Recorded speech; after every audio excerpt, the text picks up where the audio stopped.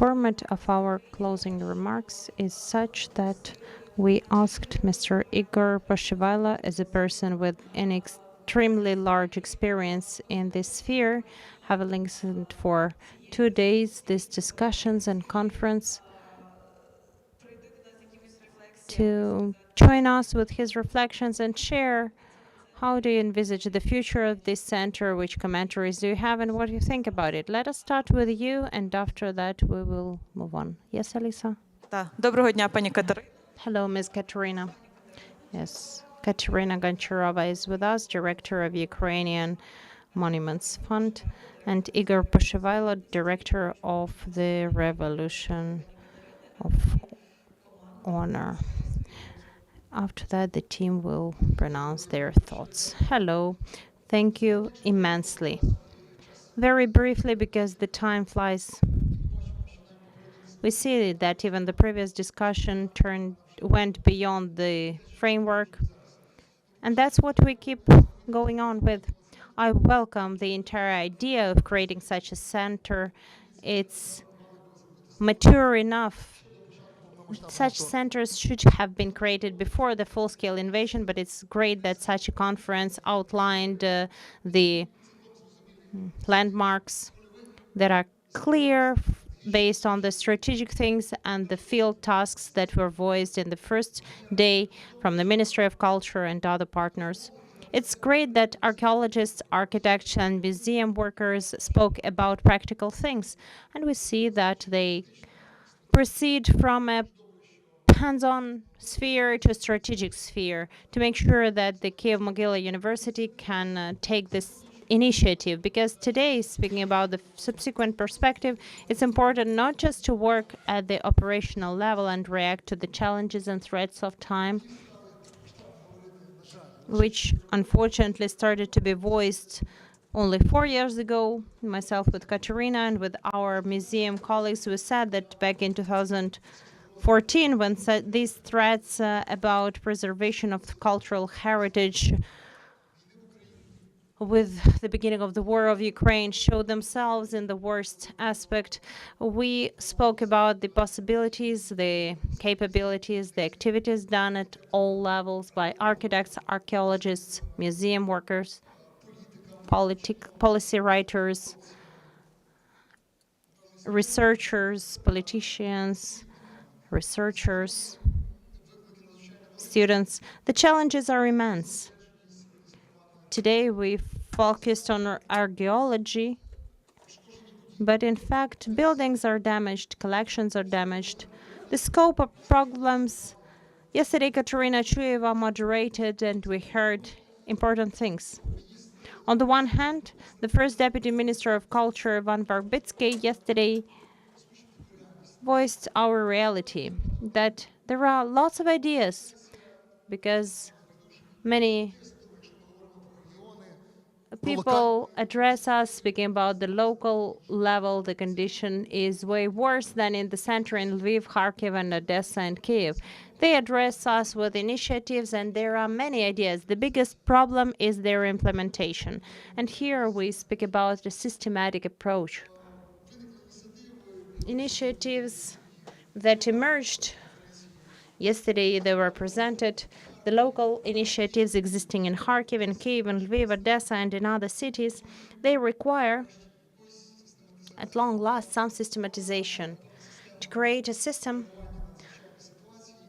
on how to react to emergency situations and to make sure the system is implemented in the state structures. To make sure that, after the first massive shelling of Odessa, with the initiative of UNESCO, we were involved in building the courses of actions and protocols on how to react on an emergency situation whenever cultural heritage is damaged. Back, it was 2022 autumn, we found out that there are protocols, there are structures, vertical structures, initiatives, networks, and today they grew way stronger horizontally.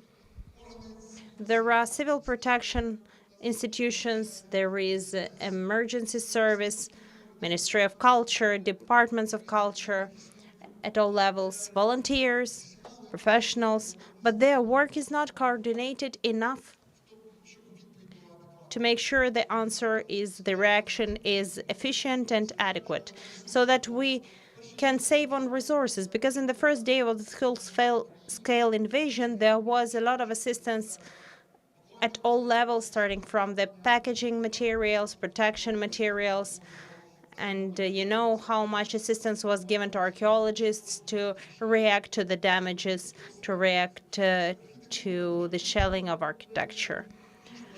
Many important initiatives were created. In particular, in Kharkiv, they managed to do it. Viktor Brodnikov managed to create, within the scope of executive power, creating structures in the cultural sector. The initiative is mostly not from the cultural sector. I mean, the mandates mostly, protocols of actions. Prosecutor's office has the initiative in studies. There were interesting questions about verification of those satellite damages. And indeed, such initiatives are many. It's a powerful tool. Reports were provided pretty often by our colleagues, in particular from the lab of satellite monitoring of Virginia, was given to the Ministry of Culture. And I guess that the Ministry of Culture didn't know what to do about those tools to react appropriately. Verification of the damage was required, and there were initiatives in Ukraine, in particular HEMO, and our headquarters, which we arranged in the first weeks of the full-scale invasion. We ensured creation of working groups in the Ministry of Culture, and now there are many other NGO investments. But we understand that we require coordination with the prosecutor's office, with international bodies, with central and regional organizations, to make sure the efforts are coordinated, systematic, and strategic, so that the immense experience that was received in Ukraine over the last 4 years becomes institutionalized, so that we get mandates and not to work sporadically, going different ways, getting access not just to the site, but a permission just to employ our experience. Today we have accredited, certified teams, but there is no strict mandate. There is no integration of that experience on preservation of heritage in our legislative base. That's why today the emergency services, firefighters, national police, SSU, security services of Ukraine, Prosecutor General's office, Customs office, Border Service Guard, Ministry of Culture, they function in different levels, and not always this coordination is practical. It formally exists, but most likely it does not. That's the first part of my answer. Secondly, this conference is about recovery. Kateryna Goncharova will tell more about it. I will not step on your ground, but that's a very timely topic for today. In the final discussion about the damages of archaeological sites, what we are doing, we cover it with earth, we stabilized, after that we rebuild. It's clearer with the movable objects. We know the protocols, and our restoration center can manage very well the issues of stabilization and restoration of damaged movable heritage. And in terms of the buildings, the problem is still there. Lisa spoke about it a little bit, but the stabilization of these buildings is required not tomorrow, it's required today. We have many sad examples, especially those who are here with us today. When the first Stephen was speaking about the protection of wooden heritage sites here in Ukraine. This site revealed the chronic problems in our legislation, in particular in which way, how to activize the local communities who are responsible for that, how to coordinate the work of religious communities because are mostly under the Moscovite patriarchal church, and they are not interested in any actions to stabilize and preserve this site. We had a project that was finished recently in Mykolaiv and Kherson region to stabilize damaged objects that are not on the list, not on the register, that de jure exist as cultural heritage sites, but de facto are not. Vice versa, sorry. So the state doesn't have formal levers of influence to protect them. That's why there are many problems voiced here. Many are left to be resolved. And it's great that today we already have such a center, international center in Kyiv Mohyla Academy that will deal with these issues more professionally, more globally.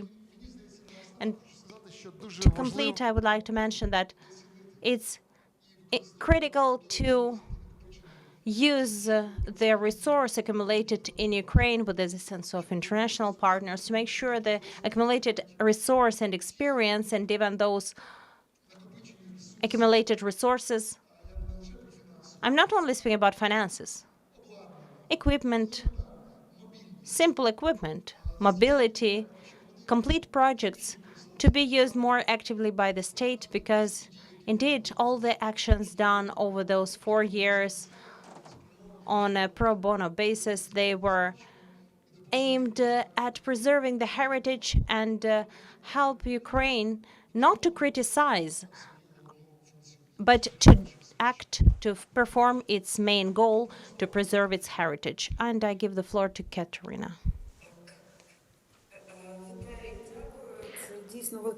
Thank you, and it's a big honor to me to be here with you today. Yesterday offline, today online. Of course, I would like to thank the organizer, is in particular Mr. Jeffrey, for the possibility to join, to help, and to be present. I welcome you all. I welcome everybody who joined, because that is a super ambitious goal to create a center who must combine such an enormous number of stakeholders and try to resolve a horrible scale of problems and work with enormous risks that it cannot compile in just one brain, but I hope it will compile in one structure. I used to be a student of Kyiv Mohyla Academy, and now it turned out that I met former colleagues from Maryland universities. Here is the Institute of Archaeology, friendly colleagues. And it's so cozy and so friendly, despite that we are discussing the challenges and the horrors, as Jeff said. Heartbreaking. Оці 2 дні для мене були inspiring and heartbreaking. Щодо WMF, то я дуже вдячна, що нас згадала Лін. I am very grateful to be mentioned by Lynn that our projects on emergency pre-damaging works were demonstrated here, that Hammer presented it very importantly. WMF started its systematic work with the full-scale invasion in Ukraine, and last year WMF celebrated its 60th anniversary. And in principle, we keep working with architecture. Work with architecture in a city environment is always a long-term game. It's always about turbulence, continuous changes, and continuous indecisiveness and lack of clarity. Traditionally, drawing a big picture is impossible, because every architectural site, every object, every involvement in city design environment must be strategic. Strategy lies on the premises of demography. How can we forecast sociology? How to work with a site when the community is very hard to articulate, is very hard to communicate with. But we had possibility, of course, with our partners, to implement more than 20 projects related to emergency work on architecture sites that were damaged as a result of hostilities. I was triggered by a question if we need to demonstrate the history, contemporary history of a heritage in course of its restoration. There was a case of a library in Chernigiv, a very famous site that was two air bombs were dropped on that site, and one of the walls was destroyed. And we were breaking our heads and communicating with architects. We had several meetings on research and architecture with local self-governance, with local councils, with experts, how to preserve this scar, not to make it something like very contemporary, not to create a Disneyland, but to see the entire history of this site, and including its final page, which unfortunately became very tragic and which unfortunately brought this notoriousness to this building. And at long last, we found a solution. This solution was pretty easy to find because we marked this place as a scar, as a rough skin, that hardened skin that became a hardened feeling of architectural rhythm of the facade. We marked it in color, and now we can see on the photos how it looks like, and possibly even in person. The position of Lisa about positioning one's own experience was very relatable to me, because depreciation of oneself doesn't entail anything good. And when we only started working in Ukraine, the experience of post-war restoration and experience of those women, because very often it's specifically feminine story for Ukrainian women. When we didn't have any resources, neither did we have people, almost nothing. This resource was very important when we found out how to approach these challenging questions. So, waiting, assessing, and making use of one's own experience developed on our own territory was priceless for me.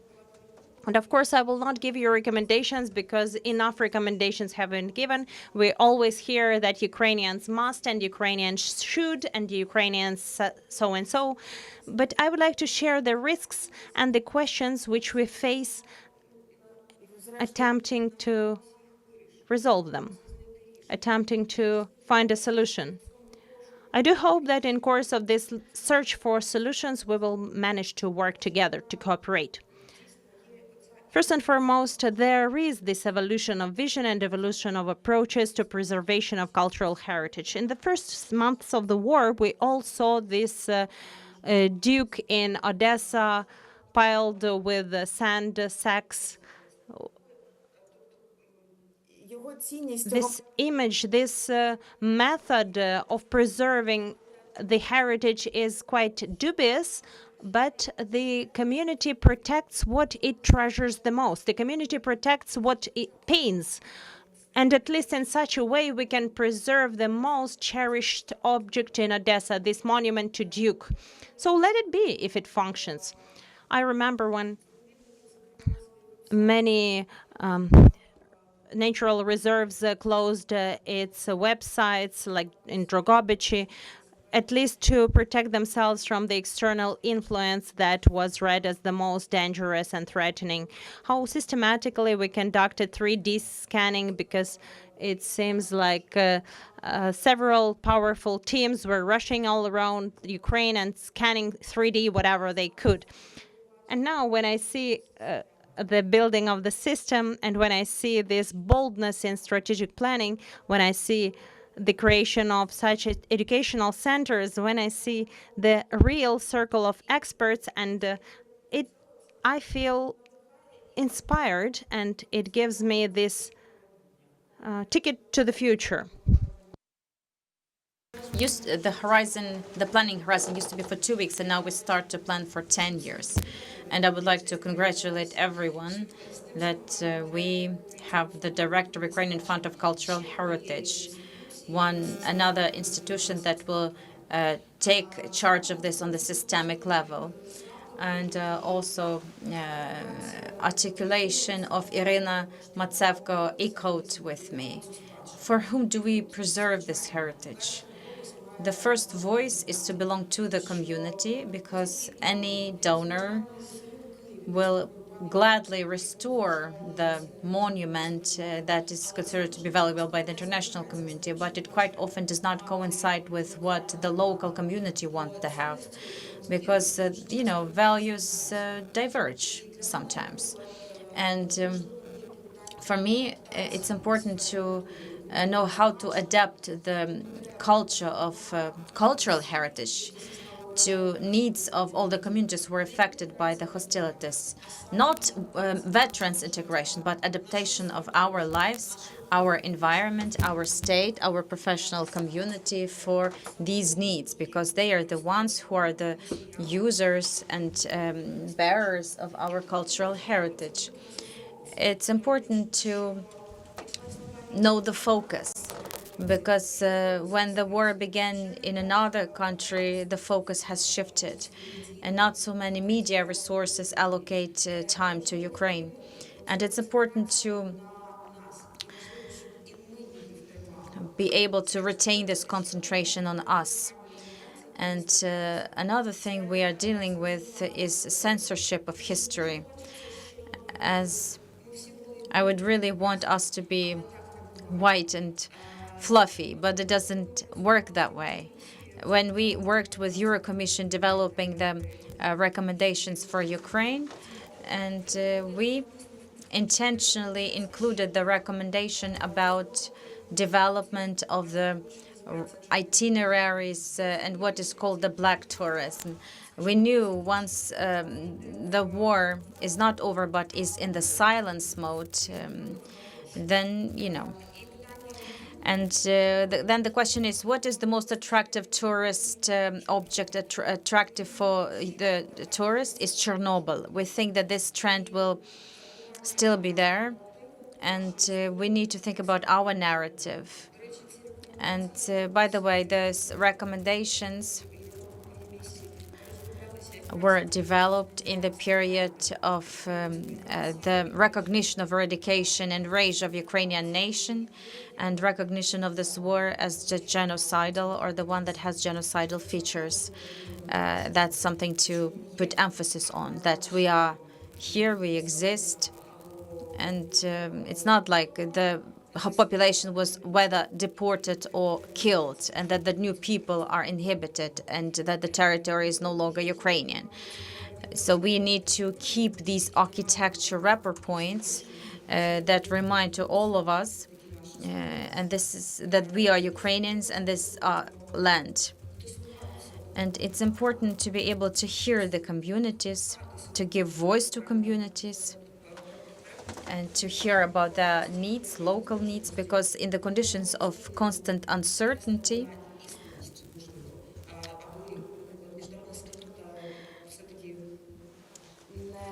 we probably need to be attentive to the also the local legends and values that would be promoted by the international community. So that's all from me, and congratulations again with such an ambitious initiative.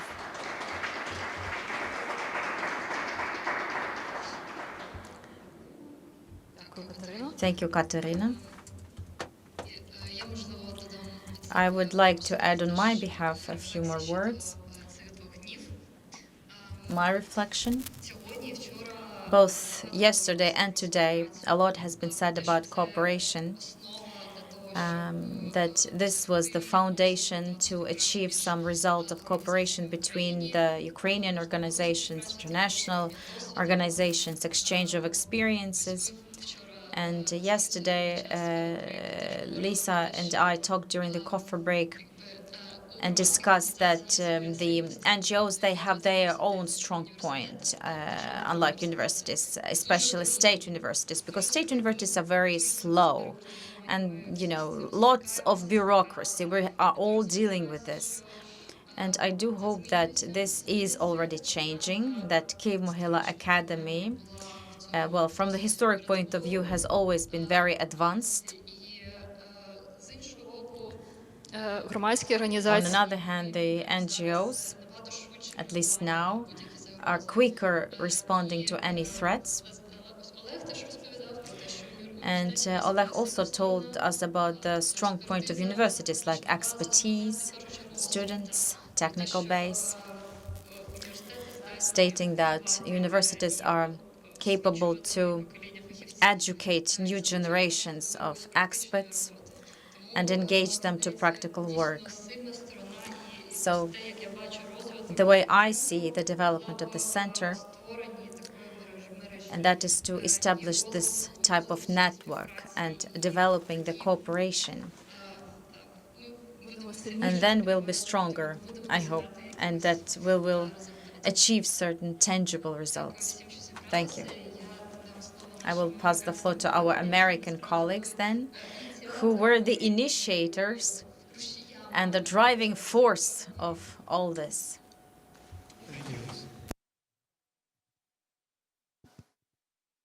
Yeah, I would like to be brief, but I've reflecting on what we've heard in the last 2 days. I think the overriding message that I'm hearing is how important it is to reach out to the local communities and find the knowledge keepers out in those areas, because they will tell us what's important to them and consequently what's important to the nation. And along with that, as was mentioned in an earlier session, the preservation of intangible heritage is something we should consider, at least be mindful of in the center's work. Aside from that, if you will allow me to wax poetic for a minute, I did have a slide that got lost in the mix yesterday, but it was the sarcophagus of Saint Olga of Kiev, which is in the Church of Tithes. And there's a very good book called Architecture After War, edited by Bogdan Krasanovsky. And in the introduction, he makes a very beautiful metaphorical analogy of the symbols on the sarcophagus, which is a cypress tree growing up inside of an arch. And that cypress tree is a representation of sadness and mourning, but also immortality and regrowth. And of course, the arch is a universal symbol of architecture and building and cultural resources. And so the pairing of those two on this ancient sarcophagus, I think, is really emblematic of what's on all of our minds at this conference, and what it is that the center is aiming towards is the continuation of cultural life. Because we look at these historic sites and we study them and we think about the people that interacted with them, but we are them, because the past reaches all the way up to today. So it's a continuation. It's not just a study of the past. And so I think that's an important thing to remember. So those are my reflections on the conference. Thank you. I have a number of thoughts, and they are not particularly unique, because I think a lot of people have been addressing them. But one thing I think we have to recognize right off is the degree of trauma that's involved with this whole process. Pain, grief, anger, frustration, and it shows up in everything from the direct response to the invasion, to government regulations, to bureaucracy, to whatever. There needs to be a space for that, and a sense that we can recover from that and understand that as both real and also, to some extent, outside of some of the goals that we have to do to create the place and the environment we want down the road. And one of the ways to do that, I think, is a point that Rohit made, which is actually based on President Joe Biden from the US comment, which is build back better. And it's the sense that we're going to take this opportunity to make things better. And it is that we can take command of a positive outcome and somehow understand the existence of trauma, but also understand the possibility of positive and exciting outcomes. Another point is there's a tension between, as we've seen, the specific expertise, skills, technologies that we bring and the holistic vision that we want to bring, which deals with the hierarchy of projects and values and ethics. That's where the community needs to have a voice and be part of it. And we'll always understand that the reason that we have degree granting institutions is to develop expertise in certain areas.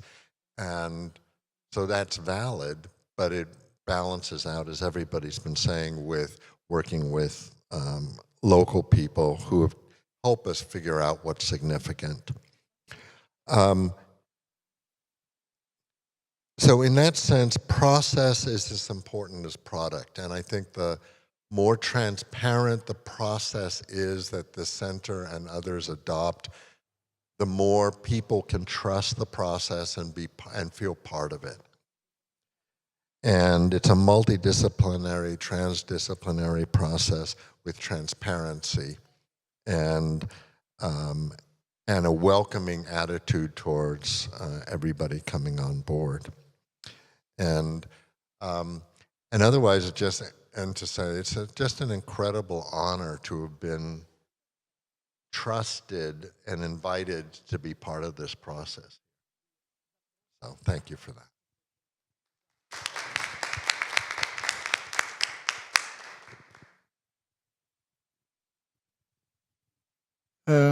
Дякую.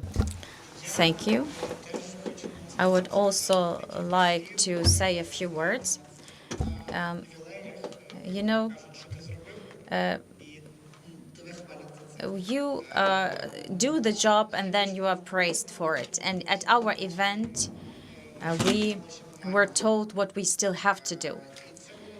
And this was very inspiring because right from the start, when we were thinking about organizing this event, there was the idea to gather and talk about what Ukraine needs, what the society needs, and what we can offer for this. But at the end, this event ended up to be such that gave us the chance to hear many perspectives, many opinions, viewpoints in regard to things which did seem to be obvious, but until it was discussed and until it was articulated on the same platform, it did not seem that obvious. It didn't resonate before, but thanks to this event, it resonated and it has served as a piece to the puzzle of perspectives of what we can keep on doing. And I would like to thank for all of this to all of you. I would like to thank to partners who joined, who arrived here, to Mr. Jeff and Mr. Andy. I would like to thank everyone, those who joined us either online or offline, and thank a lot to our partner Nova Ukraine, thanks to whom this was possible. And the idea was to discuss the plans, the opportunities, to present the ideas, to hear the feedback. But apart from that, we managed to have a lot of other important things, and that is communication as one of it, because we got acquainted with the colleagues. some of you have this bigger network, but I got lots of new interesting acquaintances in these 2 days, and I have to thank for this as well. And thank for it both to the event which took place and also our colleagues and partners who invited their colleagues and partners and so on. So I'm thanking you, and this is a big thank you to all.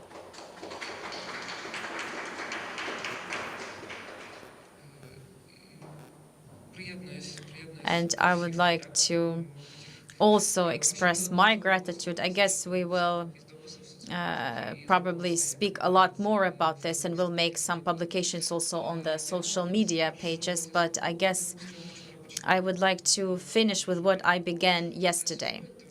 I'm sitting here looking at Grigory Savage, who has a Gioconda look at us, and he's always following us around everywhere. So please add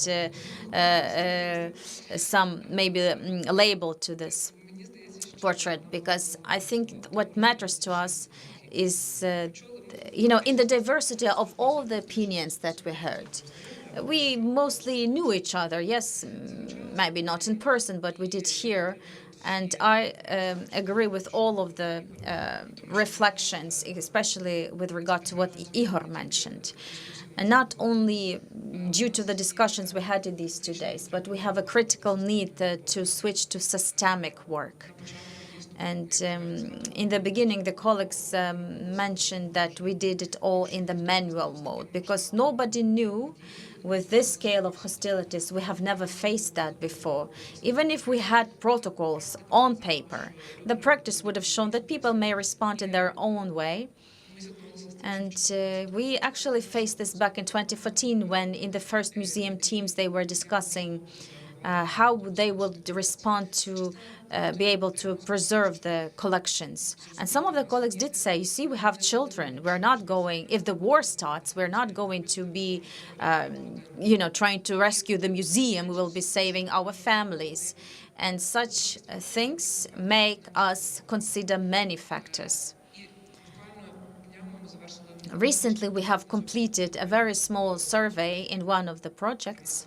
The ANS NGO showed that even on this stage of history, another year of full-scale invasion, when it seems like we already drew many conclusions, but still many people who participate in different social media, they don't see the systematic nature of it all. When you ask them the question, what do you think this should be organized like the security protocols or the response protocols? Many people go back to 2022 because nothing has changed in their lives. In fact, that was the first stage, 2022, 2023, when the reaction was reactive, not proactive. And after this, in theory, that had to be the transition to the systemic approach, and there should have been the strategic position in place. But it hasn't changed. We are still in the mode of reactive response. And that's where we're losing a lot. One of the tasks which I see that could be in front of academia, because we are now speaking about the scientific, environment, and it was important to preserve this element in our discussions, and that is that you need to keep track and do the rethinking of this experience, to be able to utter it in that academic language that will later on be converted into something that in practice changes in the society. Now we have approached this stage. We were going upwards, and now we have to convert the knowledge into a different quality. And for that goal, this center can be of much use. And secondly, which hits my mind pretty often, I frequently want to discuss whenever we speak about the needs to consider the needs, to listen to people. I am critical about the formulation because it levers the essence of our social coordination. Students, instructors, professors are all society, and if we put ourselves on the different sides of the table, confronting each other, намагаюсь про це говорити. I'm doing my best to work about it at least. The task is to bring the distance smaller between the people who know more about heritage and people who know less about the same heritage. Those who know more automatically become the liability holders. The task is tough, but instructing them as many people as possible more and to balance this liability among other society, because the more we know and the more we understand, the less explanations we need. We won't need to explain why in a historical building we need to find a possibility to build an elevators to make sure the low mobility people can move. Such universities, such centers, universities are centers for free thinking, and this possibility for free thinking to amend our patterns through scientific knowledge, through practical projects, it would be a wonderful added value to everything we are doing in practice, in the field, in the classroom. So I hope this is the first but not the last meeting where we start experimenting and we'll be able to help each other and whoever needs that. Дуже дякую всім. Я теж Thank you very much, all. I will do my best to speak briefly. Before we will give a round of applause and we take group photos, please return your receiving devices if you were listening to the interpretation. We invite you to the dinner. Thank you very much for visiting us for these 2 days of symposium. We were extremely grateful to our partners already, and I would like to reiterate our gratitude to Nova Ukraine, because this project not just provided financing, but it was also immensely involved in creation of this center with its brains, with its ideas and assistance. And that's something new when the grant provider not just provides money, but also provides some sort of expertise. We're very much grateful for that. We're grateful to all the colleagues too who have worked and will be working on this center. I would like to wish this center for the future lots, possibly not lots, but like high quality projects that will give real results, and not to become one of those projects that multiply and procreate and speak and don't do anything, but to work on the result. So possibly let us focus on a smaller number of projects, but to perform them with a high quality. That's what I wish for this center for the future. Thank you all for the today's day and the yesterday as well.